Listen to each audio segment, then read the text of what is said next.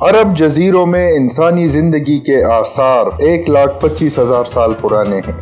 2011 کے ایک ریسرچ کے مطابق نسبتاً جدید دور کے انسان آج سے 75,000 سال پہلے باب المندب کے راستے افریقہ سے عرب جزیروں میں آ کر آباد ہوئے تھے۔ سعودی عرب جن علاقوں پر مشتمل ہے اس میں انسانی آبادی 20,000 سال سے بھی زیادہ پرانی ہے، لیکن ہم اگر نئے دور کی بات کریں تو اس علاقے کی سیاسی تاریخ کا آغاز سن 1744 سے ہوتا ہے۔ اس زمانے میں دنیا کے نقشے پر سعودی عرب کا وجود آج کل کے زمانے کی طرح نہیں تھا، بلکہ عرب کا یہ خطہ جغرافیائی لحاظ سے دو بڑے ٹکڑوں یعنی حجاز اور نجد پر مشتمل تھا۔ 16ویں صدی میں سلطنت عثمانیہ نے ریڈ سی یعنی بحیر احمر اور پرشین گلف یعنی خلیج فارس کے نزدیک واقع علاقوں حجاز، عسیر اور الاصحا کے علاقوں پر قبضہ کر لیا تھا، لیکن وہ ایک طرح کے جاگیردارانہ نظام کے تحت مقامی اختیار مختلف عرب قبائل کے حوالے کر گئے تھے، جبکہ بڑے فیصلوں کا اختیار اپنے پاس رکھا تھا۔ اگلے 4 صدیوں تک سلطنت عثمانیہ عرب جزیروں میں کبھی کمزور ہوتا رہا اور کبھی مضبوط۔ دوسری جانب مختلف عرب قبائل زمین کے چھوٹے چھوٹے ٹکڑوں پر قبضہ کیے بیٹھے تھے اور ہر ایک قبیلہ دوسرے قبائل کی زمین پر قبضہ کر کے اپنا اثر و رسوخ بڑھانا چاہتا تھا۔ سن 1744 میں ریاض کے قریب واقع ایک چھوٹے سے قصبے کا حکمران محمد ابن سعود نے اس وقت کے مذہبی رہنما اور وہابی تحریک کے بانی محمد بن عبد الوہاب کے ساتھ مل کر نجد میں مشترکہ فوجی قوت بنائی۔ اس شراکت داری نے سعود قبیلے کی نظریاتی قوت کو تیزی دی، جس کا مقصد ایک مضبوط ریاست کا قیام تھا۔ اسی سال السعود نے ریاض اور اس کے ملحقہ علاقوں میں پہلا سعودی ریاست قائم کیا۔ اس وقت سے لے کر آئندہ 150 سالوں تک سعود قبیلے نے کئی عروج و زوال دیکھے۔ ان کی قسمت اور ان کے حالات کبھی بہتر ہوتے اور کبھی کمزور، کیونکہ یہ وہ عرصہ تھا جب انہوں نے جزیرہ نما عرب علاقے کو قبضہ کرنے کے لیے مصر، سلطنت عثمانیہ اور دوسرے عرب قبیلوں کے ساتھ بے شمار لڑائیاں لڑی۔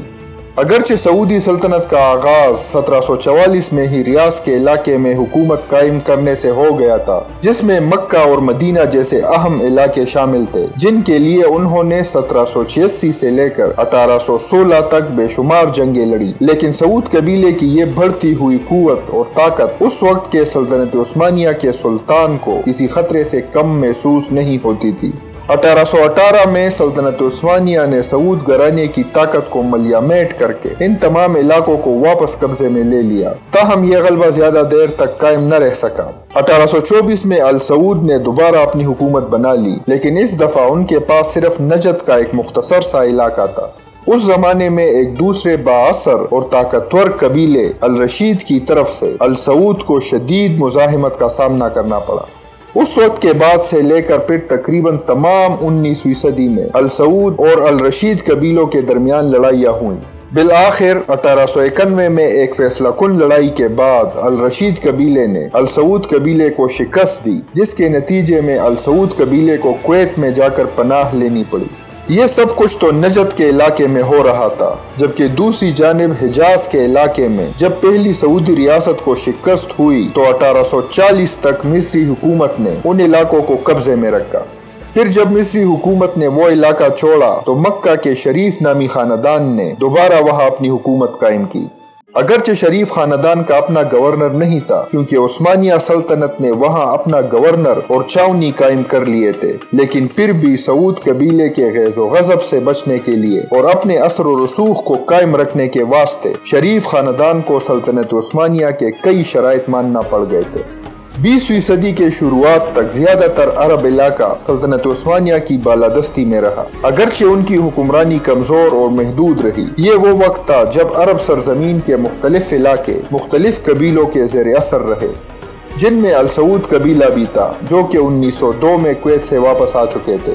1916 میں جب پہلی جنگ عظیم شروع ہو چکی تھی، مکہ کے شریف قبیلے نے حسین بن علی کی سربراہی میں انگلینڈ اور فرانس کی شہ پر سلطنت عثمانیہ کے خلاف بغاوت شروع کر دی تھی۔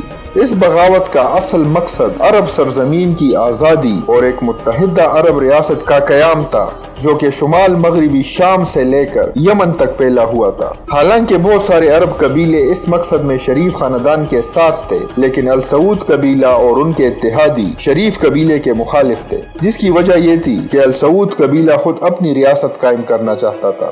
1918 میں جب سلطنت عثمانیہ کو شکست ہوئی تو برطانیہ کی حکومت نے حسین بن علی کو حجاز کا بادشاہ بنا دیا، لیکن یہ بادشاہت زیادہ دیر تک قائم نہ رہ سکی اور بہت جلد ہی برطانیہ نے اپنی سپورٹ حسین بن علی سے واپس لے کر السعود کو اپنا اتحادی بنا لیا، جس سے مکہ کے شریف خاندان کی پوزیشن کمزور ہو گئی اور السعود مزید طاقتور بن کر سامنے آئے۔ سوال یہ پیدا ہوتا ہے کہ برطانیہ نے حسین بن علی سے کیوں اپنی حمایت واپس، حالانکہ یہ وہ قبیلہ تھا جس کی شہ پر برطانیہ عرب علاقوں میں اپنی مرضی بآسانی مسلط کر سکتا تھا۔ دوسری بات کہ برطانیہ کی حکومت کو کیوں سعود فیملی کو اہمیت دینی پڑ گئی تھی؟ اس سوال کا جواب ہم سعود خاندان کی تاریخ سمجھے بغیر نہیں پا سکتے۔ وہ قبیلہ جس کا ظہور نجد کے ایک چھوٹے سے علاقے میں ہوا جو کہ صحراؤں پر مشتمل تھا اور موجودہ سعودی عرب کے درمیان میں واقع ہے۔ انسانی تاریخ گواہ ہے کہ جن قوموں اور قبیلوں کو دور اندیش اور وسیع النظر رہبر ملتے ہیں وہ تاریخ کے صفحوں پر اپنے گہرے نقوش ثبت کر لیتے ہیں۔ دنیا کے ہر عروج کو زوال ہے، لیکن جو تحریک قوموں کو شناخت دلانے میں کامیاب ہوئے ہیں وہ ہمیشہ دیرپا، قابل احترام اور مقدس رہے ہیں۔ آل سعود کا شمار آج بھی دنیا کے مالدار ترین گھرانوں میں ہوتا ہے۔ ان کی قسمت کے ستارے ہمیشہ سے آسمان کی بلندیوں کو چھوتے ہوئے آئے ہیں۔ ایک ایسا خاندان جس کے دولت کا تخت کالے سونے یعنی تیل کی آمدن پر بنایا گیا اور جن کی چھوٹی سے چھوٹی بات بھی بڑے سے بڑے اخباروں کی فرنٹ پیج کی زینت بنتی رہی۔ سعود خاندان اب تک سعودی عرب کے یک تنہا حکمران ہے اور اس حکمرانی کو اب تک چیلنج کرنے والا کوئی بھی پیدا نہیں ہوا۔ نجد کے صحراؤں میں سخت ترین زندگی گزارنے والے قبیلوں میں ایک ایسا شخص ابھرا جس نے پورے جزیرہ نما عرب علاقوں کی قسمت بدل ڈالی۔ اس کمالات سے بھرپور انسان نے عرب کے صحراؤں میں مغربی یورپ جتنی سلطنت کے قیام کو یقینی بنایا۔ عبدالعزیز السعود جس کو لارنس آف عربیہ کے نام سے بھی یاد کیا جاتا ہے، دراصل لارنس آف عربیہ سے بھی بڑا کردار ہے۔ وجیح اور باروب شخصیت کے مالک عبدالعزیز بن رحمان السعود جس کو ابن سعود بھی کہا جاتا تھا، عرب کی الف لیلا جیسی داستانوں کی طرح قدم اٹھاتا ہے اور ایک منفرد ریاست کو قائم کر کے تاریخ رقم کر دیتا ہے۔ ابن سعود جسمانی طور پر ایک مضبوط انسان تھے اور 6 فٹ 4 انچ قد کے مالک تھے۔ عرب سلطنت کے قیام میں ابن سعود نے بے شمار قربانیاں دی، یہاں تک کہ اپنے بھائیوں اور دوسرے عزیزوں کو بھی آگے آنے نہیں دیا۔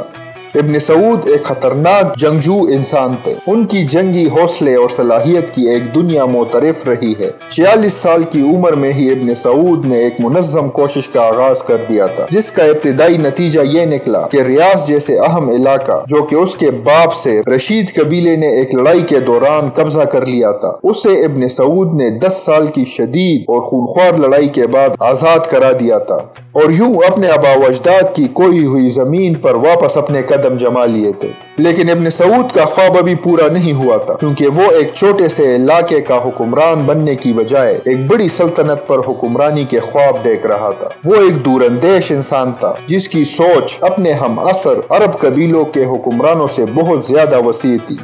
ابن سعود عرب کے مختلف قبیلوں اور علاقوں کو اکٹھا کر کے مسلسل ہونے والے جنگوں سے چھٹکارا دلانا چاہتا تھا۔ وہ ایک قوم بنانے کے خواب دیکھ رہا تھا اور اس سوچ نے اس کی زندگی اور اس کے ہر فعل پر گہرے نقوش چھوڑے تھے۔ ابن سعود کے بارے میں مورخین مذاق کے طور پر لکھتے ہیں کہ اس کے پاس 2 تلوار ہوتے تھے، ایک لوہے کی بنی ہوئی وہ تلوار جس سے وہ علاقے فتح کرتا تھا اور دوسری گوشت کی بنی وہ تلوار جس سے وہ جنگ جیتنے کے بعد استعمال کرتا تھا، کیونکہ اس کی یہ بھی عادت تھی کہ وہ جن قبیلوں کو فتح کرتا ان قبیلوں کے سرداروں کی بڑی بیٹیوں سے شادی کر لیتا۔ اس طرح وہ ان قبیلوں کو سعود فیملی کے رشتہ داروں میں لے آتا۔ یہ بات آپ کے لیے شاید حیرت سے خالی نہ ہو کہ ابن سعود نے کل 32 شادیاں کی تھی اور اس کے 45 بیٹے تھے۔ جب 1902 میں السعود گھرانہ کویت میں جلاوطنی کاٹ کر واپس آیا تو اس کے بعد انہوں نے شریف خاندان کے ساتھ کافی لڑائیاں لڑی۔ 19ویں صدی میں جب خلافت عثمانیہ کا دور ختم ہوا تو موجودہ سعودی عرب کے بہت سارے علاقے مختلف قبائل کے قبضے میں تھے۔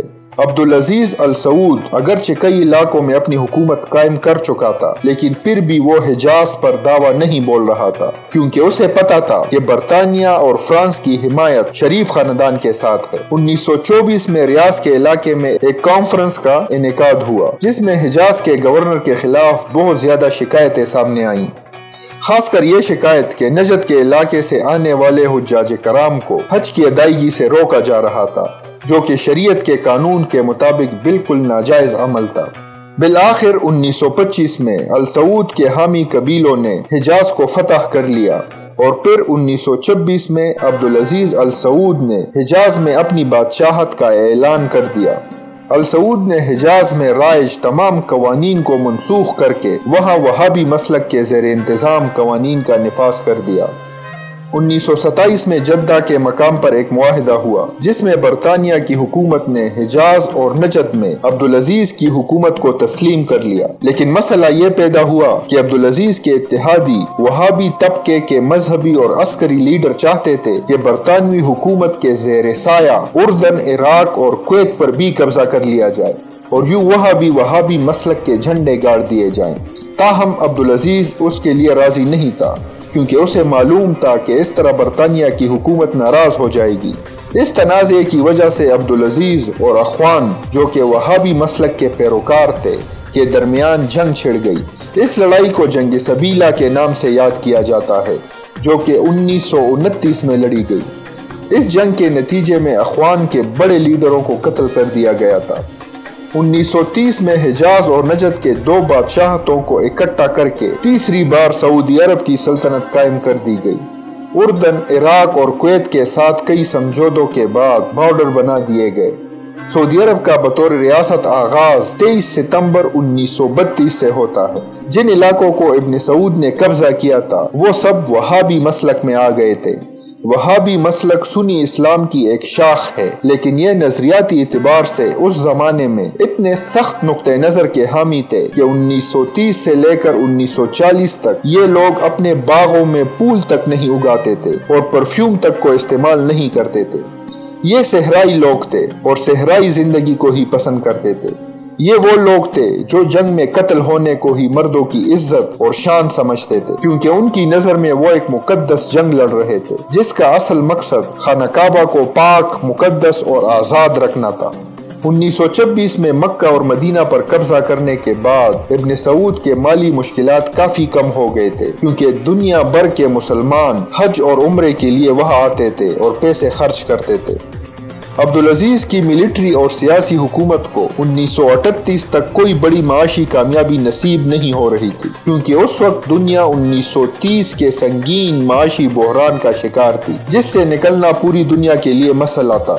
1933 میں جب ابن سعود شدید مالی بحران کا شکار تھا تو اس وقت امریکہ کی ریاست کیلیفورنیا کی ایک بڑی آئل کمپنی جس کا نام سٹینڈرڈ آئل کمپنی تھا، اس کے ایک نمائندے نے ابن سعود سے ملاقات کی۔ اس ملاقات میں طے ہوا کہ کمپنی سعودی حکومت کو $1,70,000 دے گی اور بدلے میں وہ کمپنی سعودی عرب سے تیل نکالے گی۔ 1938 میں الحصا کے مقام پر تیل کے کنووں کی دریافت کی وجہ سے سعودی عرب کی قسمت جاگ اٹھی۔ 1941 میں کنووں سے باقاعدہ تیل نکلنے کا کام شروع ہوا اور ابن سعود کی حکومت کو آنے والے مسائل سے نمٹنے کے لیے ایک امید مل گئی، لیکن بدقسمتی سے یہ امید اس وقت دم توڑ گئی جب 1944 میں دوسری جنگ عظیم کا آغاز ہوا۔ امریکہ کے جتنے بھی تیل نکالنے والی کمپنیوں کے ملازمین سعودی عرب میں کام کر رہے تھے، ان کو امریکی حکومت نے اپنے ملک کے اندر پیش آنے والے کاموں کے لیے واپس بلا لیا اور یوں سعودی عرب سے تیل نکالنے والا کام تاخیر کا شکار ہوا۔ جنگ کے دوران ہی امریکہ کو احساس ہوا کہ ان کے پاس تیل کے ذخائر تیزی سے کم ہو رہے ہیں، اور ایک وقت ایسا آ گیا تھا کہ امریکہ کے پاس صرف 10 سال کے لیے ہی تیل کے ذخائر باقی رہ گئے تھے۔ امریکہ کے اس وقت کے صدر روزویلٹ کو احساس ہوا کہ سعودی عرب سے تیل کی سپلائی کے بغیر امریکہ کا مستقبل خطرے میں ہے۔ 14 फरवरी 1945 को अमरीकी हुकूमत ने सऊदी बादशाह को अमरीका आने की दावत दी, जिसे बादशाह ने कबूल कर लिया। उस मुलाकात में जहां और बहुत सी बातें हुई, वहीं अमरीकी सदर रोजवेल्ट ने बादशाह से इसराइली रियासत के क़याम की भी बात की, लेकिन चूंकि तमाम अरब ममालिक इस सोच के शदीद मुखालिफ थे, इसलिए बादशाह ने यह दरख्वास्त कबूल नहीं की। रोजवेल्ट ने बादशाह से जब ये दरख्वास्त की कि होलोकास्ट के वाक़ये ने इसराइलियों को बहुत नुकसान पहुंचाया है, इसलिए उनको अपने एक अलग मुल्क की अशद जरूरत है, तो जवाब में बादशाह ने कहा कि हाँ, नुकसान तो बहुत हुआ है, लेकिन क्यों ना यहूदियों को जर्मनी का कुछ हिस्सा दिया जाए, क्योंकि फलस्तीनियों ने तो यहूदियों को कोई नुकसान नहीं पहुंचाया। 2 महीने बाद ही सदर रोजवेल्ट का इंतकाल हो गया और उसकी जगह ट्रूमैन अमरीकी सदर बन गए, जिसने यूनाइटेड नेशंस की करारदाद के मुताबिक फलस्तीन में इसराइली रियासत की तामीर को सऊदी अरब के बादशाह से मशवरा किए बगैर सपोर्ट किया। कुछ अरसे बाद इब्न सऊद और सदर ट्रूमैन की मुलाकात हुई। मुलाकात में ये तय पाया कि सऊदी अरब अमरीका को तेल सप्लाई करेगा, जबकि इसके बदले अमरीका सऊदी अरब को तहफ़्फ़ुज़ और हिमायत फराहम करेगा। ये वो समझौता था जो कि अभी तक इन 2 ममालिक के दरमियान कायम है। इस मुआहदे की पासदारी अब तक 12 अमरीकी सदूर और सऊदी अरब के 7 बादशाहों ने निभाया है। दूसरी जंग अजीम खत्म होने के साथ ही सऊदी अरब में तेल की दरियाफ्त का काम दोबारा शुरू हो गया। उस वक्त के हिसाब से अमेरिका के तखमीने के मुताबिक सऊदी अरब में तेल के तकरीबन 150 बिलियन डॉलर्स के ज़खायर मौजूद थे। अमेरिका के साथ इन समझौतों ने इब्न सऊद को सऊदी अरब में तेल की मजीद तलाश के लिए काफी सरमाया फराहम किया। उस वक्त से लेकर अब तक सऊदी शाही खानदान तेल की आमदन को अपना जाती और खानदानी असासा समझता है, सऊदी अरब हुकूमत का नहीं। तेल की इस आमदन की वजह से सऊदी अरब जैसा मुल्क, जिसका शुमार दुनिया के गरीब तरीन ममालिक में होता था, अब दुनिया के मालदार तरीन ममालिक में शामिल होने जा रहा था। इस आमदन ने सऊद के शाही खानदान की जिंदगी और रहन सहन को भी काफी बदल दिया था। आरामको कंपनी के साथ मुआहिदों ने सऊदी अरब की किस्मत जगा दी थी। लाखों करोड़ों डॉलर्स इब्न सऊद की जेब में आ रहे थे। इब्न सऊद की आला फहमी और दूरंदेशी इस बात से भी साबित होती है कि उसने ये पैसा न सिर्फ मुल्क की तरक्की में लगाया, बल्कि अपने दूर पार के रिश्तेदारों को भी मुसलसल सपोर्ट करता रहा और उनको मुसलसल पैसे देता रहा। उसकी ख्वाहिश थी कि हर कबीला खुशखुर्रम जिंदगी गुजारे। इस माली इमदाद की एक वजह यह भी थी कि इब्न सऊद चाहता था कि उसकी बादशाहत को कोई चैलेंज न कर सके। उसे ये बात मालूम थी कि जब तक दूसरे कबीलों का खर्चा पानी आराम से चलता रहेगा, उस वक्त तक उसे किसी मुसीबत का सामना नहीं करना पड़ेगा और साथ ही उसे अपनी बादशाहत को मजीद मजबूत करने का मौका भी मिलेगा। वक्त के साथ साथ इब्न सऊद की सेहत जवाब देना शुरू हो गई थी। 1950 के आगाज से ही कई बीमारियों ने बादशाह को घेर लिया था। अपनी बिगड़ती हुई सेहत को देखते हुए इब्न सऊद ने फैसला कर लिया था कि बादशाहत उसके औलाद ही के पास रहेगी। जिंदगी के आखिरी साल में इब्न सऊद अपने 2 बड़े बेटों पर इन्हिसार करना शुरू हो गया था। ये 2 बड़े बेटे शहजादा सऊद और शहजादा फैसल थे। जो भी लोग इन 2 शहजादों को जानते थे, उन्हें ये मालूम था कि शहजादा फैसल भाइयों में ज्यादा सियासी शऊर रखते हैं। मरने से पहले बादशाह इब्न सऊद ने दोनों शहजादों को पास बैठाया और कहा कि आप दोनों में से एक को बादशाह बनना है, इसलिए मैं चाहता हूँ कि शहजादा सऊद बादशाह बने और शहजादा फैसल क्राउन प्रिंस। बादशाह इब्न सऊद ने दोनों बेटों को नसीहत करते हुए कहा कि आप दोनों ने पार्टनरशिप के तहत इस बादशाहत को चलाना है और एक टीम की तरह काम करना है। उसी साल यानी नवंबर 1953 में बादशाह इब्न सऊद का 77 साल की उम्र में इंतकाल हो गया। जिस वक्त बादशाह इब्न सऊद आखिरी सांसें ले रहा था, उस वक्त वो शहजादा फैसल की झोली में पड़ा हुआ था। इंतकाल के बाद बादशाह इब्न सऊद को वहाबी मसलक पर दफनाया गया और रसूमात इंतहाई सादगी से अदा की गई, क्योंकि वहाबी मसलक में मुर्दों की रसूमात सादगी के साथ ही अदा की जाती हैं।